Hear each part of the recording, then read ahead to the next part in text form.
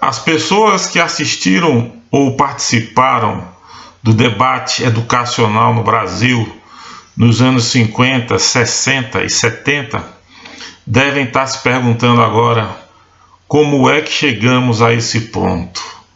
Eu sou o professor Eduardo e este é o nosso canal.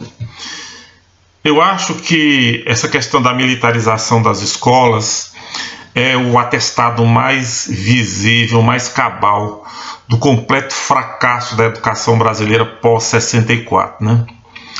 Esse fracasso é fruto do desmonte feito pelos militares da escola tradicional, né?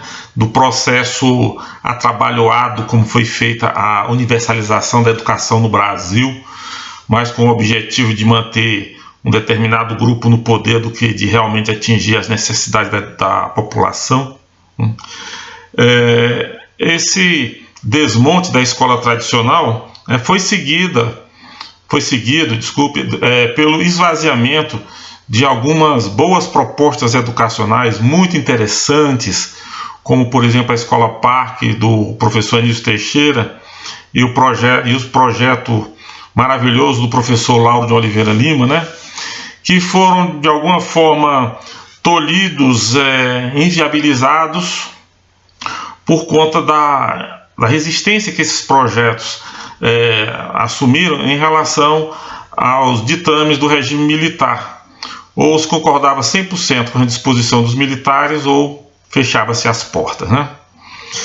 Bom, para completar esse quadro, né, nós tivemos a esquerdização crescente dos sindicatos de professores, né, que começaram a trabalhar no sentido de transformar os professores em garotos de recados de determinadas concepções políticas, em especial de determinados partidos. E isso fez com que o professor cada vez mais se afastasse daquilo que é específico da sua profissão, né? E ficasse assim uma espécie de papagaio, um boneco de ventríloco repetidor de antigas palavras de ordens, de crenças já ultrapassadas, coisas desse tipo, né? E isso é bem visível, por exemplo, nessa discussão sobre se deve militarizar ou não as escolas públicas, quando se pede a opinião de algum professor, geralmente ligado a um sindicato, né? E este coloca algumas oposições assim genéricas, algumas apreciações completamente despropositadas, desvinculadas da realidade, porque eles não conhecem realmente qual é a realidade de sala de aula. Agora peça a um professor desse para falar sobre a conveniência ou não do impedimento de Dilma Rousseff, que ele faz um tratado, discorre um tratado para você na hora, né? Então, o professor afastou-se do debate educacional, deixou de ser um protagonista e hoje é apenas um peão no jogo da esquerda e da direita. E com isso, né, é claro, o debate educacional decaiu e nós regredimos para o século XIX. Nos anos 50 nós já estávamos de olho no século XXI. Hoje, que estamos no século XXI, regredimos ao século XIX da seguinte maneira. De um lado, os professores esquerdistas, doutrinadores, né, tentam passar para os alunos como se o mundo visto por Karl Marx em 1848 ainda fizesse algum sentido, né? E do outro lado, você tem os professores mais à direita, né, fazendo campanha, almejando a militarização da escola com vista apenas na disciplina, como eram as escolas de direita, burguesas ou tradicionalistas do século XIX. Então, o debate hoje é de duas correntes do século XIX na nossa educação.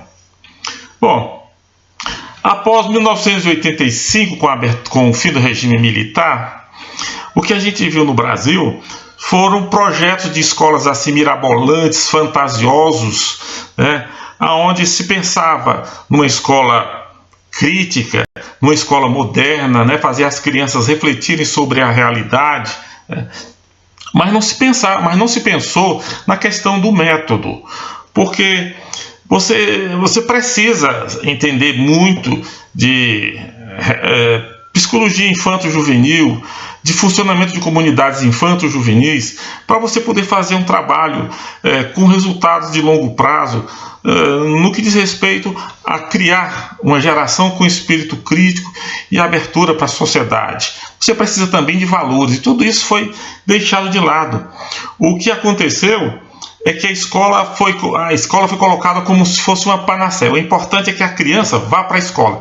Já que nós temos milhares, naquela época, acho que milhões de crianças fora da escola, vamos colocá-las todas na escola, que magicamente vai se dar a transformação, ou a passagem do estado de inconsciência para o estado de consciência social plena, ou a maturação plena. A escola foi apresentada pela social-democracia como a panaceia, da mesma forma que já era feito um pouco durante o tempo do regime militar, né?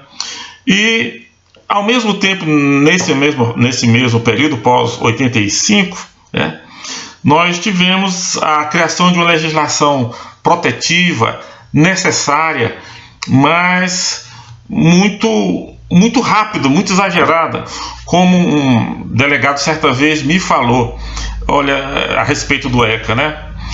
Eles pegaram a lei, diz o delegado, eles pegaram a lei lá da Alemanha e simplesmente transplantaram aqui no Brasil, sem se aperceberem que as condições sociais do Brasil são completamente diferentes. E realmente acabou dando no que deu. Nisso que nós estamos vendo agora. A criança está cada vez menos protegida, a criança está cada vez menos consciente. Aconteceu tudo ao contrário. Porque, como eu estava dizendo, como a coisa foi feita muito rápido, ao invés de ter começado pelos casos mais graves, ter cercando aos poucos os pais, preparando a família e os professores para essas mudanças, foi feita a coisa de chofre. E o que aconteceu foi que os pais recuaram, se sentiram encurralados. E desse encurralamento eu sou testemunha. Vários alunos meus falando grosso com o pai e mãe. Os pais e mães preocupados, angustiados, porque o filho os ameaçava levar para a delegacia, denunciá-los ao delegado por maus tratos ou coisa parecida. Uma coisa horrorosa. Então, os professores, por seu lado, também começaram a recuar, e aí vinham aquelas histórias imensas que eu ouvi muitas com os meus colegas, falando de situações em que tinham sido colocados praticamente de joelhos diante do aluno e foram obrigados a engolir alguma indignidade, porque o aluno falando grosso, com o apoio dos burocratas que nunca frequentam sala de aula, que não sabem o que é a realidade de sala de aula.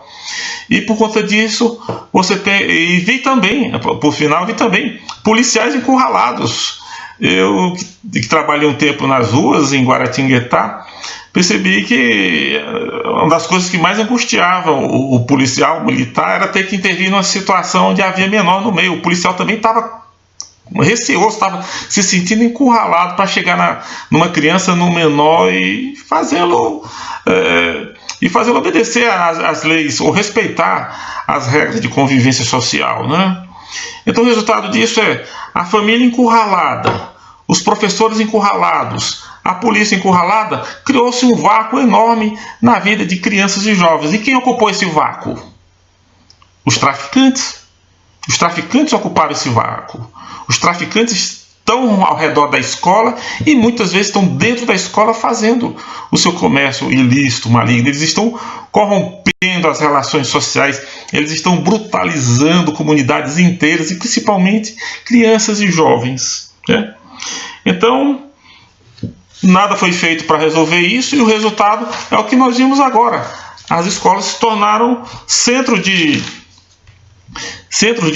violência, de medo, de fracasso intelectual, consumo de drogas. Houve um tempo que o governo aqui em São Paulo estipulou uma espécie de ajuda para transporte para os alunos de EJA, numa determinada faixa de idade, acho que entre 16 e 24 anos, alguma coisa assim, não me lembro bem.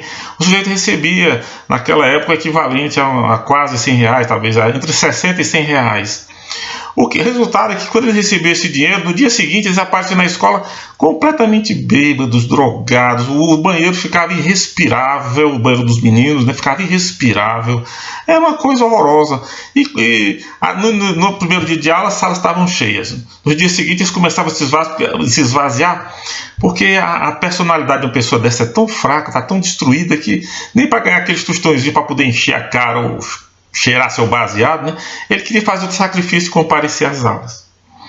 Então, diante desse quadro exasperante, desse quadro de total descalabro, que só a passividade geral da nação, por conta desses últimos acontecimentos, desses males todos que nos sobrevieram esses últimos anos, mantém a população indiferente a isso, mas a escola está realmente muito necessitada de uma medida, de uma reforma. Eu só não sei se o processo de militarização vai dar a resposta que nós precisamos, na intensidade que nós precisamos. Agora, é possível que, por uma razão provisória, para conseguir controlar o caos em que a coisa, para onde a coisa encaminhou-se, né? Talvez agora seja necessário realmente a intervenção da polícia e até uma certa militarização da escola. Mas sobre isso eu quero falar com mais tempo, com mais calma no próximo vídeo, tá bom? Muito obrigado.